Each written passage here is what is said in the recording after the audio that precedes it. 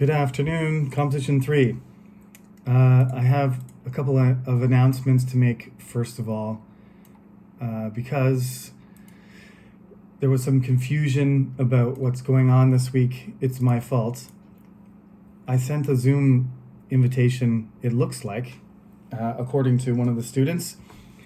I sent a Zoom invite for Composition 2 instead of Composition 3 earlier this week, so it should be corrected. So next Friday is when we have our Zoom lecture, and today we're online doing a recorded video lecture again. Just to clear up the confusion about the other thing about the assignment, there's just one piece of homework, but because the video lecture was delayed last week and the assignment wasn't given very quickly, in a timely fashion, I just allowed you to submit. If you hadn't submitted your assignment, the pages 28 to 31 last week, then you have until tomorrow to hand it in. So that's why it's there on the website. If that's not clear to you, then that's what that means. So we're going to continue through the chapter about opinions and arguments. This is probably the most important chapter in the textbook. It's going to be emphasized a lot on the exam, so we're going to spend some of the time next week doing some of the questions on page 34 as well. But today I would like to skip ahead to page 36, where basically it's about surveying and debating. You take a topic where there's multiple opinions about it, and then you have to express your perspective, your position. I prefer to say position instead of opinion because it was sort of drilled into me when I was an undergrad that opinions are less easy to defend, and it's a weaker position to say your opinion than it is to say that this is logical and just state it rather than being nice about it. So, in the case of having an argument with a person and you're speaking, what you want to do is actually be polite and say, in my opinion, and then express the argument. But that doesn't work as well in formal writing. In formal writing, if you say, in my opinion, it sort of indicates that it's just personal. What you're trying to say when you say, in my opinion, when you're talking, is you're trying to say that it's okay if you disagree, but listen to me. Right? I have an important thing to say. So if you respect my opinion, listen to me, but you're allowed to have your own opinion. When you're writing and you do that, you sort of leave yourself open to somebody saying, well, this is just what you think, but everybody else doesn't. So you just take that out. Just take out that transition, that qualification of what you're saying. Just take it out, and you don't need it. Just say it is, rather than I think. So you don't need to be polite to me. I would rather you just state something and then back it up and tell me why that's the case. That's what I'm looking for. So the same goes for these statements on page 36. It's called a class survey, but basically what they're talking about is, topics, issues that are up for debate, whether we should change our policies. I've done a lot of teaching of high school students and middle school students as well, and I think it's a very healthy thing for you to encourage debate and discussion about issues from a young age and understand that there are multiple opinions, but there's a range of possibilities. Like, this is strong, this is weak, it's not right or wrong, but it's clear to me that this is not emphasized enough in Korea, and it's not emphasized enough in the United States.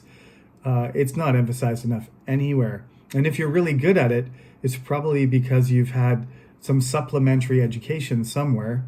You've continued to educate yourself after high school, or maybe in Korea you've gone to an institute, or you've had a debate class. You can tell when people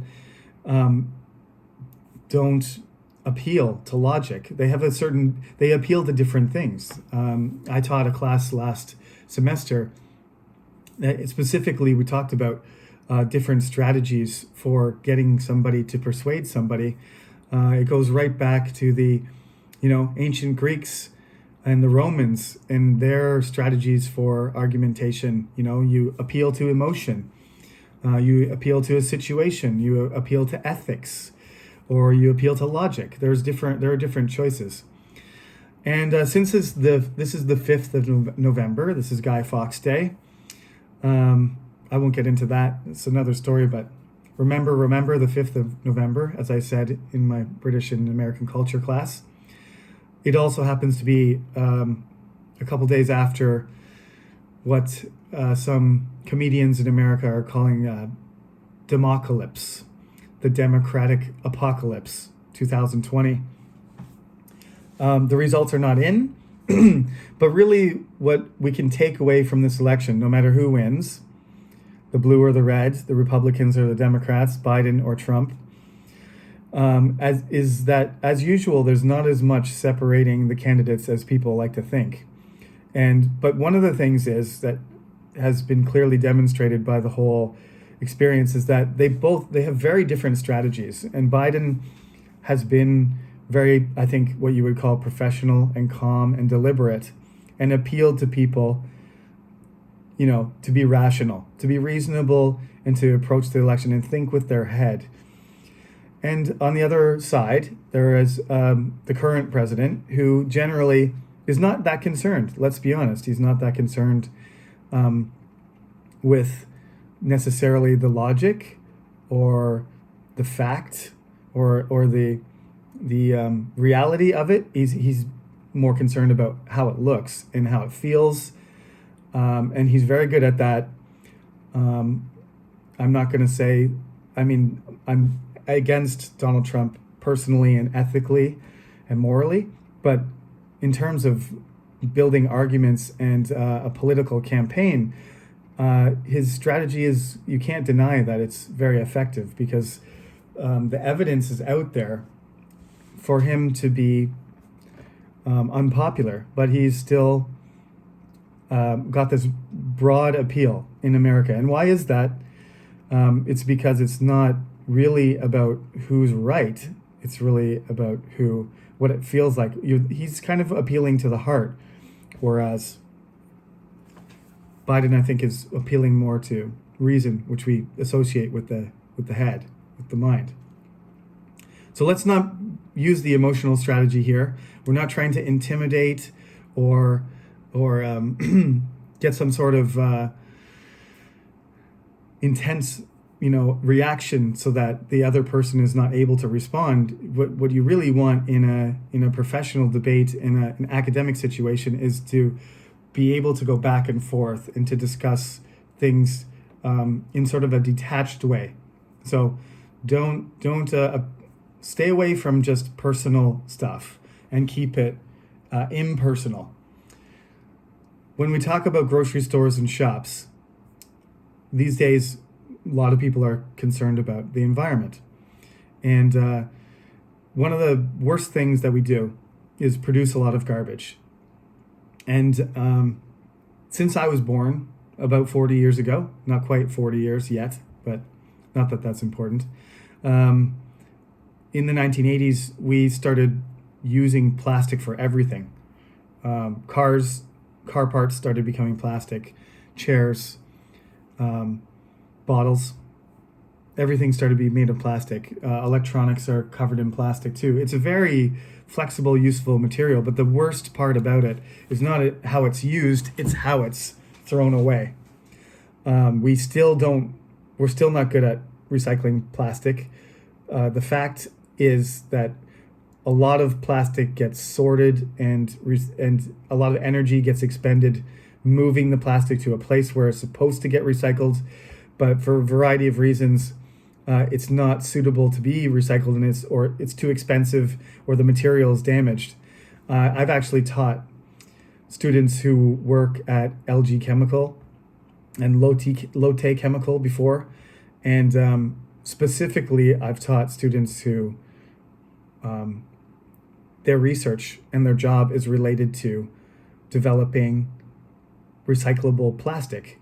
And if it was easy and it was cheap, we would be doing it already and nobody would be complaining, but it's not.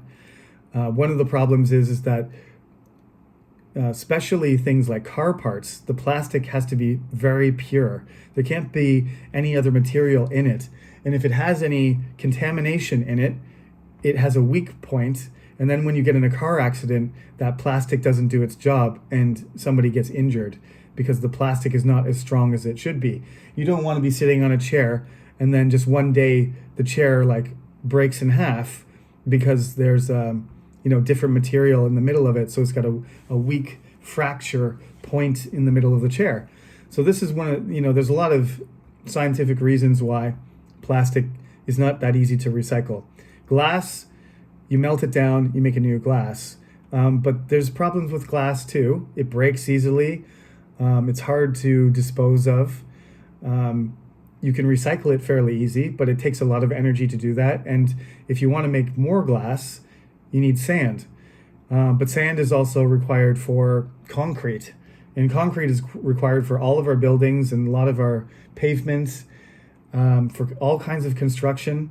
So like we have limited amounts of some of these resources. I don't think, oil is going to run out soon, but all of these things have concerns. So this is the background for the situation where we have to decide what is the best material for us to use as a bag.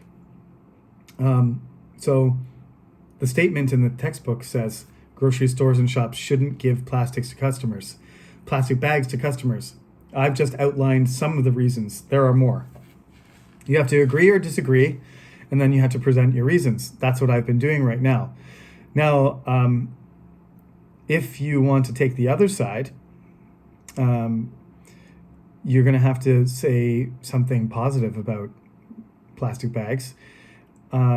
When alternatives are suggested, like paper bags, one of the concerns about paper straws and paper bags is that when paper gets wet, it falls apart. Plastic is water resistant by its very nature. That's how its composition allows it to shed water. So a plastic bag will protect, it won't get weaker as a result of water. It won't start falling apart. But a paper bag, you've probably all seen at some point, although there's a lot of plastic that has replaced paper bags, but at least when I was young, you're carrying a grocery bag and it's raining, the bottom of the bag gets wet, and all your groceries fall through the bottom of the bag. It's happened to everybody who's old like me. But perhaps you haven't used paper bags in a while because there was, for a while, people were like, plastic everything. But this is the reason why this topic is current, and the government has decided that if you want a plastic bag, you have to pay for it, because people are just using plastic bags were just being handed out for nothing. Like even if you have one item, do you need a plastic bag to carry one thing? Just put it in your pocket. But since I've lived in Korea, people who have a few things that they can carry in their hands, they take a plastic bag no matter what because it's free. So in order to deter that behavior, the government has decided to charge us. It's nothing though. It's like 2 cents, but still, I usually decline plastic bags because unless I need it because I have a lot of stuff. But yeah, it's just inconvenient to dig Ishibwan out of your pocket if you're paying cash. And you probably just think, I don't want to pay extra, so I'll just carry it. And that's enough for some people. But you should be aware that even if it's free or it costs, you don't care about the Ishibwan, you shouldn't be using plastic bags because it's not good. It takes a very long time for these things to break down. A paper bag will just fall apart in a year. And for the most part, if it's exposed to wind and rain, it will fall apart and do very little damage. But the chemicals in the plastic will take a long time to break down, and they might end up being eaten by animals or lying around in the forest for decades before it disappears. Okay, so that's the first argument. You have to agree or disagree, and then you have to present some reasons. You don't have to present 5 reasons as I've sort of been talking for a while about this topic, but I would like you to at least have a few sentences describing the support for your position. This is really practice for thesis statements, which will be important for your final paper. University students should not have part-time jobs is the second statement. I would like you to, again, agree or disagree. For this one, I think I'll let you come up with your own reasons. But generally, university students in Korea are less likely to have a part-time job. And I think it would be even more clear or more obvious if I said high school students should not have part-time jobs, because I had a part-time job before high school. I had a part-time job in middle school. And when I tell my students that in Korea, they think that that's illegal. Basically, it's not even like, oh, you're really hard work, Jeremy. Like you must have had a hard time. They're like, oh, you can't do that. That's like child abuse. But no, I delivered newspapers. I think I started when I was in grade 6 or grade 7. I think it was grade 6. I had newspaper delivery. The girl down the street decided she didn't want it anymore, and then I took over. I used to do it once a week for her, and then I took over doing it every day. And I did that, I think, for a year. And then when I was the summer after grade 7, I got rid of the paper route, and I did the paper route, and then I got another job, a summer job working on a farm. And then that job was only, 2 or 3 weeks in the summer. So it's not really a part-time job. It was like a temporary job. Anyway, when I was in middle school, there was a Dairy Queen, which is kind of like an ice cream McDonald's mixed together. And some of my friends worked there when I was in grade 8. And so I guess we were 13 years old, Korean age 15. And many of us had part-time jobs. Some of my friends worked at the Dairy Queen. This is before high school. I lived in a small town though, so there was only like 4,000 people there. So I guess that was just the way people did. Like there was no academies to go to. So instead of going to an academy, you would do some work and make a little bit of money for yourself.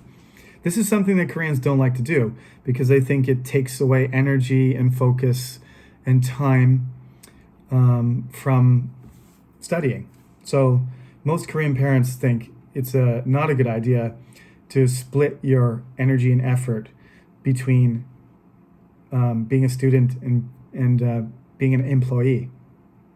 However, the reality is that studying doesn't teach you everything.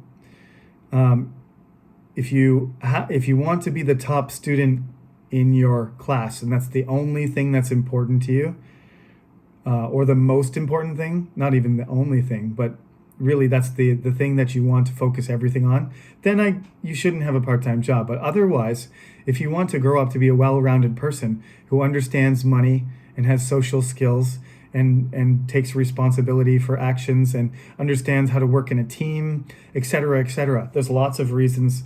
Work experience itself, like if all things created equal, you're looking for a part-time job in university and they want to hire somebody, and you've had 3 part-time jobs already in high school, which I did.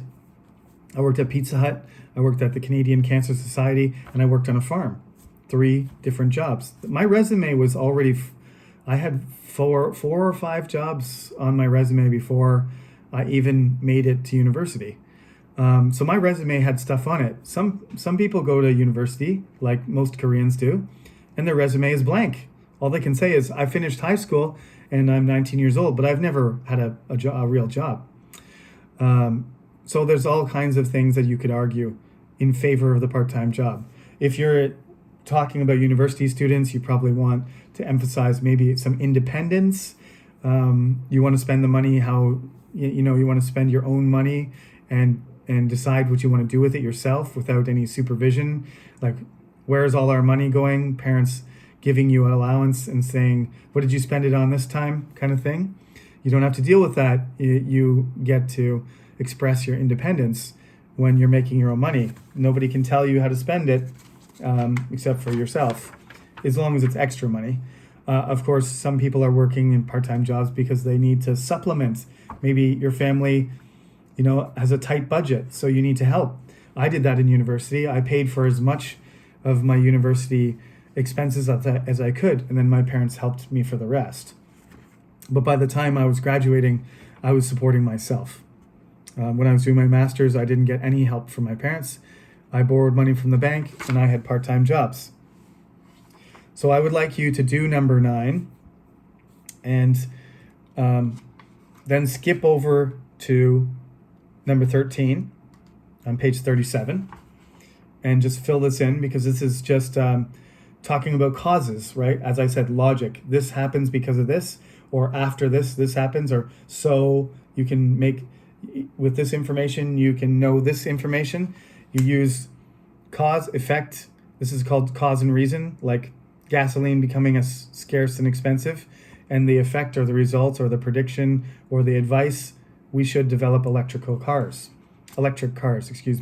So, for example, at the top of the page on page 37, because gasoline is becoming scarce and expensive, we should develop electric cars.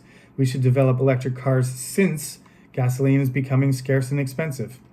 Gasoline is becoming scarce and expensive, so we should develop electric cars. Gasoline is becoming scarce and expensive, period. Therefore, we should develop electric cars. There's 4 options right there of how you can link phrases that are connected by causality, cause and effect, reason, result. So to that end, I would like you to also do page 38, number 14 and 15, but not 16. Okay? So we're doing 9, 13, 14, 15. Okay? I'm going to post that up on the website right now. And for once, well, not for once, a few times this semester, the lecture has gone up Thursday night and been ready for you Friday morning. So this is one of those cases. Next week, though, we will have a video lecture, 10 a.m. Friday morning. I apologize for the mistaken message. I'll send an email again just in case, just to make sure that you're not confused. It didn't look like anybody tried to jump in on the Composition 2 lecture today, which was on Zoom. So all of you read carefully and realized that I had made a mistake.